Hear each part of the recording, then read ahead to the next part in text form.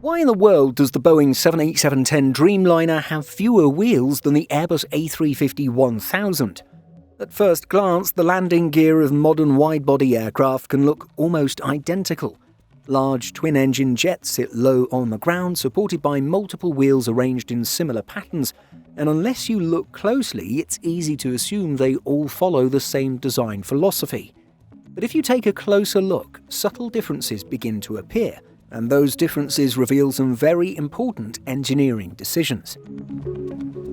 So in this video, we take a look at why the Boeing 787-10 Dreamliner has fewer wheels than the Airbus A350-1000, and how factors like aircraft weight, structural design, and runway limitations determine something as fundamental as how many wheels a plane needs.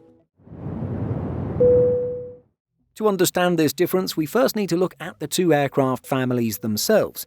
The Boeing 787 Dreamliner and the Airbus A350 are both part of the latest generation of long-haul twin-engine aircraft.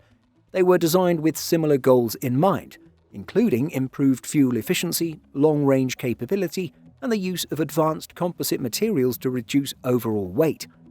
Each aircraft family includes multiple variants that allow airlines to choose between different passenger capacities and ranges while maintaining common pilot training and operational procedures.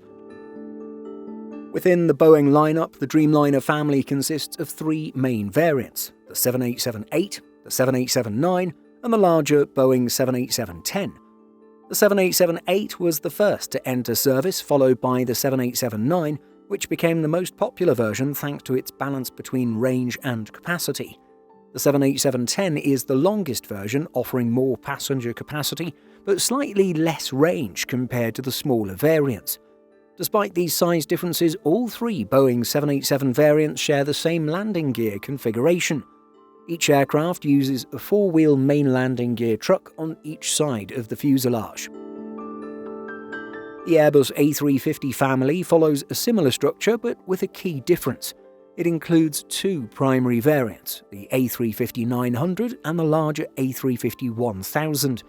The A350-900 is comparable in size to the Boeing 787-9, while the A350-1000 is a stretched version designed to compete with larger wide-body aircraft like the Boeing 777.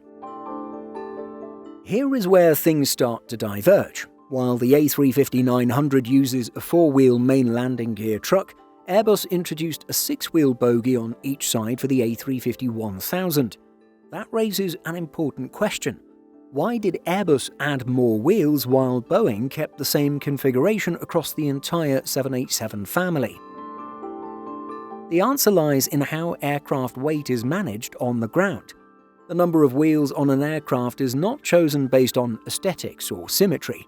It's determined by how much weight the aircraft needs to support and how that weight is distributed across airport runways and taxiways. Engineers must ensure that the pressure exerted by each wheel stays within the limits that airport pavements are designed to handle. If too much weight is concentrated on too few wheels, the aircraft could damage the runway surface or be restricted from operating at certain airports. This is a critical constraint because airlines need their aircraft to be compatible with as many airports as possible. To manage this, engineers use landing gear assemblies known as trucks or bogies. These structures distribute the aircraft's weight across multiple wheels, reducing the load carried by each individual tyre. As aircraft grow larger and heavier, additional wheels are often added to keep the pressure within acceptable limits. This is why you often see larger aircraft with more complex landing gear systems. The design is not about visual symmetry, it's about spreading weight efficiently across the ground. Now, when we compare the Airbus A350-1000 and the Boeing 787-10, the key difference becomes clear. Although both aircraft are large long-haul jets, they operate in different weight categories. The Airbus A350-1000 has a maximum takeoff weight exceeding 700,000 pounds, while the Boeing 787-10 has a maximum takeoff weight closer to 560,000 pounds. That difference of more than 100,000 pounds plays a major role in landing gear design. When Airbus developed the A350-1000 as a larger and heavier version of the A350-900, the additional weight created a problem. The existing four-wheel landing gear configuration used on the A350-900 would have concentrated too much weight on each wheel. That would increase pavement loading and potentially limit where the aircraft could operate. To solve this, Airbus redesigned the landing gear for the A350-1000 by adding 2 extra wheels to each main landing gear truck. This created a 6-wheel bogie, allowing the aircraft's weight to be distributed across a larger surface area. By spreading the load across more wheels, Airbus ensured that the A350-1000 could operate at major international airports without exceeding runway strength limits. Boeing took a different approach with the 787. Even though the Boeing 787-10 is a stretched version of the Dreamliner, the increase in weight remained within the limits that the original landing gear design could handle.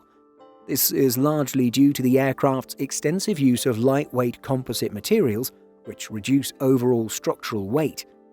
Because the 787-10 does not reach the same maximum takeoff weight as the A350-1000, Boeing was able to keep the same four-wheel landing gear configuration used on the 787-8 and 787-9. This decision simplified the design and maintained commonality across the entire Dreamliner family, which helps airlines reduce maintenance complexity and training requirements. Beyond landing gear, the two aircraft also differ in their overall performance and mission profiles. The Airbus A350-1000 is the larger and more capable aircraft when it comes to range and capacity. It can carry up to 480 passengers in a high-density configuration, although most airlines configure it with around 375 to 400 seats in a 3-class layout. The aircraft offers a range of approximately 9,000 nautical miles, making it suitable for ultra-long-haul flights between continents. In addition to passenger capacity, the A350-1000 also provides strong cargo capability, with space for up to 14 cargo pallets in the lower deck. It cruises at around Mach 0.85, allowing it to maintain competitive travel times on long routes. The Boeing 787-10, on the other hand, is optimized for a slightly different role. It can carry up to around 336 passengers in a high-density configuration and has a range of approximately 6,330 nautical miles. This shorter range means the aircraft is better suited for high-demand medium to long-haul routes rather than the longest intercontinental flights. Airlines often use the 787-10 on routes where passenger demand is strong, but ultra-long-range capability is not necessary. This concept is not unique to these two aircraft. Many large aircraft use additional wheels as their size and weight increase. For example, the Boeing 777 uses a 6-wheel main landing gear truck on each side. This design helps support its high maximum takeoff weight, especially on larger variants like the 777-300ER. Even larger aircraft require more complex systems. The Boeing 747 uses 4 main landing gear assemblies, giving it a total of 16 main landing gear wheels plus 2 additional wheels on the nose gear. The Airbus A380 goes even further, with a total of 20 wheels across its landing gear system. These designs all follow the same principle. As aircraft become larger and heavier, more wheels are added to spread the load across a wider surface area, ensuring compatibility with airport infrastructure. In the end, the difference between the Boeing 787-10 and the Airbus A350-1000 is a perfect example of how engineering decisions are driven by physics and operational requirements rather than appearance.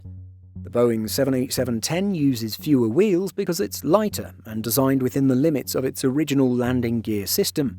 The Airbus A350-1000, being heavier and larger, requires additional wheels to distribute its weight safely. What looks like a small visual detail is actually the result of careful engineering, balancing aircraft performance, airport compatibility, and structural design. What do you think? Did you expect something as simple as the number of wheels to reveal so much about how these aircraft are designed? Let us know by leaving a comment, and don't forget to subscribe for more aviation content. See you next time.